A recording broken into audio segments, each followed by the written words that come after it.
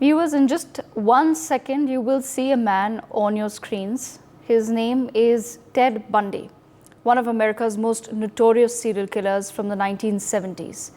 Ted Bundy confessed to at least 30 murders before his execution, but experts believe that the true number of his victims could be far higher.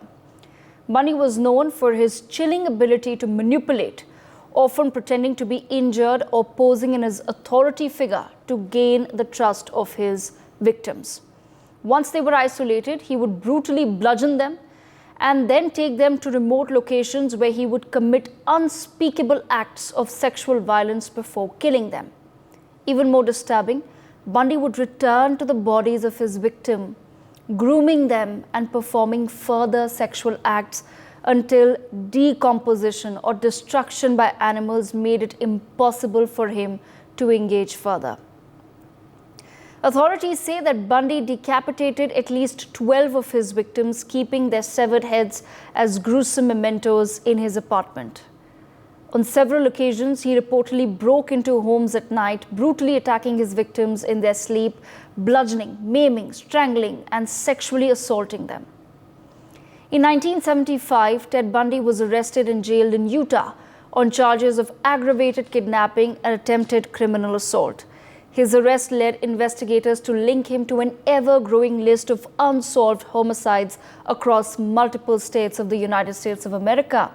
While facing murder charges in Colorado, Bundy orchestrated 2 daring escapes.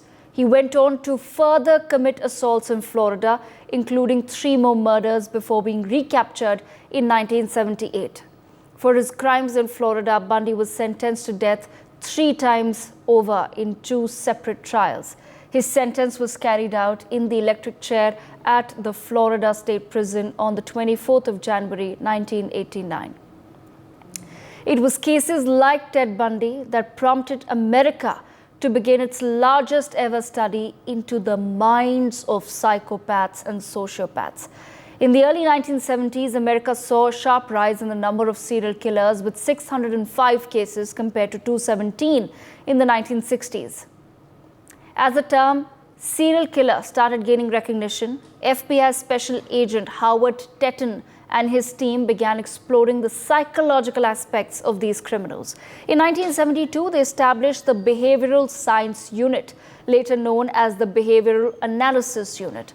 Agents John Douglas and Robert Ressler conducted interviews with 36 of that era's most notorious serial killers. In the 1980s, the number of serial killers touched 768 in America. At a 1983 hearing on serial murderers, US Congress discussed the plan for a National Center for the Analysis of Violent Crime, NCAVC, a resource center to help agencies deal with violent crimes by assisting with training, research, and criminal profiling. They also discussed the Violent Criminal Apprehension Program, a data information center to collect, analyze, and provide reports on violent crimes from local agencies. FBI Executive Assistant Director John Otto told members of Congress that statistics from the past decade show that violent crimes like serial murders represent a serious challenge to the local law enforcement community. Otto went on to provide the 1974 example of such a serial killer. First, 10 women in Washington state vanished in 8 months. Then a similar case of disappearing women occurred in Utah. Otto, ladies and gentlemen, was talking about the now infamous Ted Bundy, the man whose crimes I explained in the very beginning. Before his execution, FBI agents interviewed Bundy while developing their criminal profiling techniques. The woman who then assisted the FBI in its psychological profiling of serial killers like Ted Bundy was the lady you see now on your screens, Ann Burgess. Burgess had pioneered assessing and treating trauma in rape victims. The FBI was interested in doing similar research to Burgess, except with perpetrators rather than the victims. Burgess was granted access to the early cassette tapes that were recorded during the first serial killer interviews, such as discussions with Edmund Kemper, Ted Bundy, and Charles Manson. These interview tapes, however, missed essential questions and information. The first serial killer that Burgess consulted on was John B. Simonus, also known as Louisiana's ski mask rapist.